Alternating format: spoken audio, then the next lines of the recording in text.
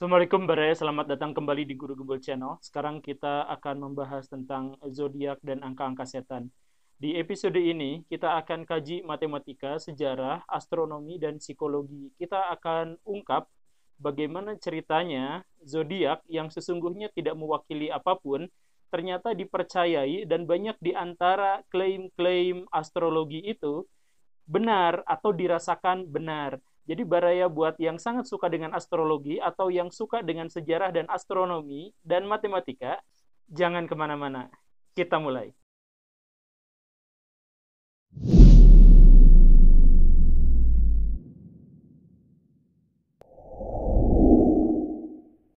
Baraya kita kenal kebudayaan Mesopotamia kuno. Ini adalah salah satu kebudayaan tertua di dunia yang memiliki pengaruh paling besar dibandingkan dengan kebudayaan-kebudayaan yang lain.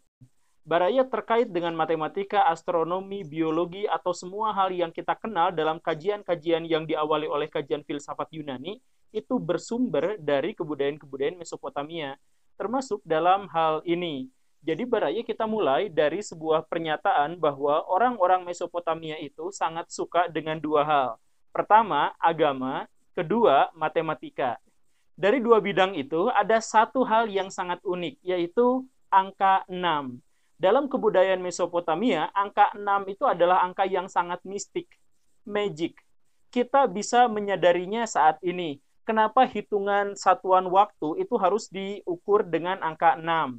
1 jam 60 menit. 60 menit, 60 itu kelipatan angka 6. Satu hari 24 jam itu juga kelipatan angka 6. Satu bulan 30 hari kelipatan angka 6. Satu tahun 366 hari kelipatan angka 6 dan sebagainya. Selain magic di dunia waktu, juga sangat ajaib di dunia perhitungan. Baraya begini, Baraya menemukan mau bangun segi 3, bangun segi 4, bangun yang tidak beraturan, selama dia ada sudut-sudut tertentu, sudut-sudut itu kalau dihitung jumlahnya, pasti juga kelipatan angka 6. Mau kotak, 45, 45, 45, 45, kelipatan angka 6, derajatnya, sudutnya. Begitu kan? Nah, jadi karena angka 6 ini begitu ajaib menurut orang-orang Mesopotamia, maka angka ini bukan hanya terkait dengan hitungan, tapi juga terkait dengan agama. Maka kelak agama-agama yang bermula dari Mesopotamia menyatakan di dalam kitab sucinya masing-masing bahwa semesta tercipta dalam waktu 6 hari. Misal orang Kristen di dalam Kejadian 6 hari, orang Islam menyebutnya 6 masa. Nah, pokoknya angka 6. Bagaimana dengan angka 7? Kan 1 minggu 7 hari. Nah, begini Baraya hitungannya. Dalam catatan Mesopotamia kuno, kita kenal sebuah tablet yang dinamakan Enuma Anu Enlil. Enuma Anu Enlil ini adalah sebuah kumpulan dari 70 tablet yang berisi ribuan pernyataan astrologis. Jadi Baraya, kemarin kita sempat bahas tentang hukum Saros atau perhitungan Saros. Nah, ini sebenarnya terinspirasi atau awal mulanya diambil dari tablet ini. Di tablet nomor 5 sampai nomor 22 itu terkait dengan gerhana bulan, dan 30 sampai 39 itu terkait dengan gerhana matahari. Di situ ada hitungannya, di situ ada angka-angka numeriknya. Nah, yang lebih unik lagi dari Enuma Anu Enlil ini ada sebuah diagram, atau bukan diagram lah, ini maksudnya kalau diinterpretasikan akan membentuk sebuah diagram bahwa dewa-dewi Mesopotamia itu jumlahnya 37. Yang ke-37 itu dewa matahari, dewa penguasa segala-galanya. Dan 36 dewa di bawahnya itu dewa anak buah gitu. Itulah kurang lebih ya. Nah, dewa-dewa ini kemudian diwakili oleh angka-angka, angka sekian, angka sekian, angka sekian, dan seterusnya. Nah, Baraya uniknya adalah 36 dewa itu, kalau mereka sudah masing-masing pegang satu angka, katakanlah nomor punggung mereka, itu kalau dijumlahkan semuanya 666. Inilah yang kemudian memunculkan mitos angka setan. 666. Jadi 1 ditambah 2 ditambah 3 ditambah 4 sampai ditambah 36, totalinnya hasilnya 666.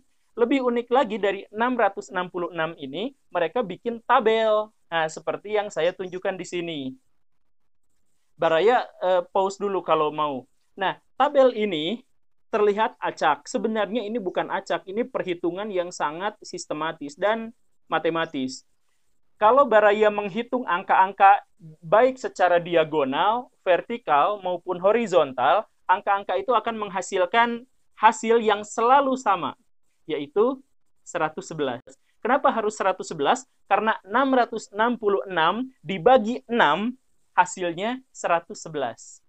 Begitu. Nah, apa hubungannya dengan 7 hari dalam seminggu bukan 6 hari? Masalahnya begini Baraya, 36 dewa itu ketika disatukan kan jadi 666. Itu akhirnya jadi dewa ke-37. Dewa penguasa langit dan bumi, yaitu dewa matahari, itu adalah dewa ke-37. Jadi ini dewa yang spesial, ditambahkan satu di situ. Dalam satu minggu itu aslinya 6 hari, bukan 7 hari. Tapi hari ke-7, Tuhan beristirahat. Ini versi perjanjian lama ya, atau versi Mesopotamia kuno, dewanya beristirahat pada hari ke-7. Itulah sebabnya hari ke-7 disebut sebagai Sunday. Hari dewa matahari, sun, matahari. Karena dalam kebudayaan Mesopotamia, rajanya dewa itu memang dewa matahari. Jadi Sunday, hari Minggu, hari untuk Tuhan. Maka berliburlah Baraya semua. Nah, perhitungan ini, karena ini adalah perhitungan yang tertua, maka ini tersebar ke seluruh dunia. Ke Cina iya, ke India iya.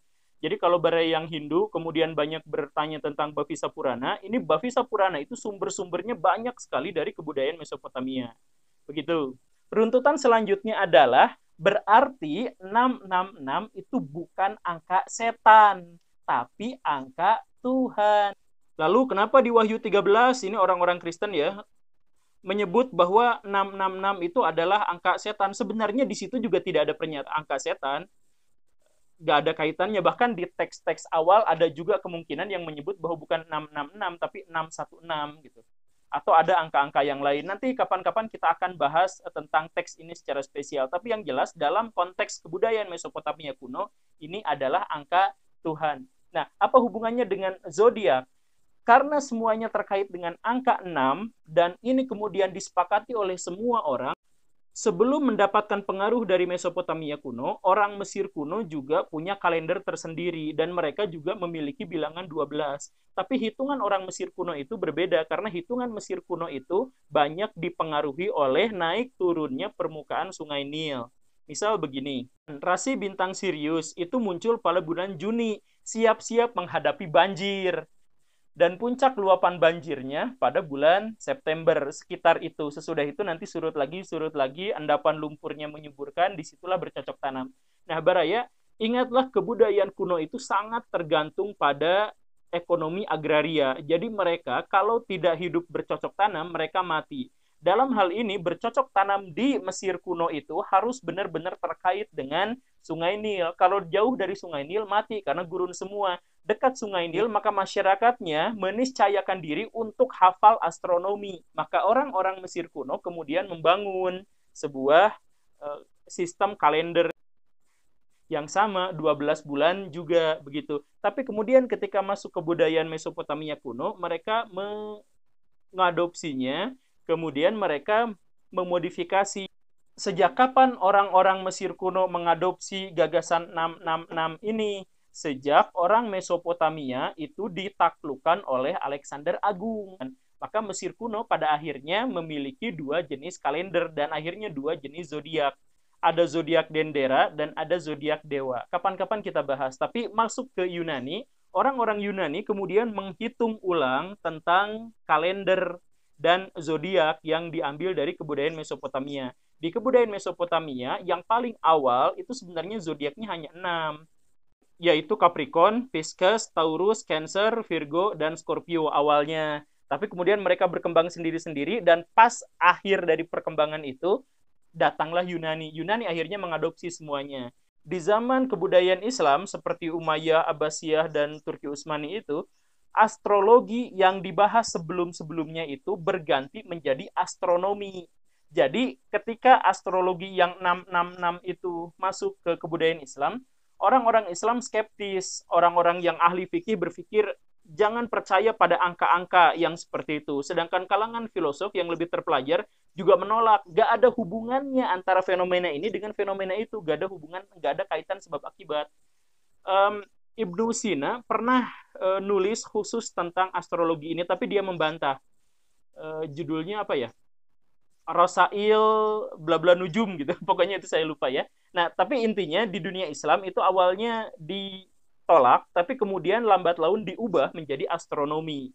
Sehingga puncaknya di zaman Nasruddin Tusi itu di dunia Islam itu sudah benar-benar kenal astronomi dan tidak lagi kenal astrologi. Jadi sudah pure ilmu pengetahuan, bukan lagi ilmu perdukunan, bukan angka-angka lagi seperti itu.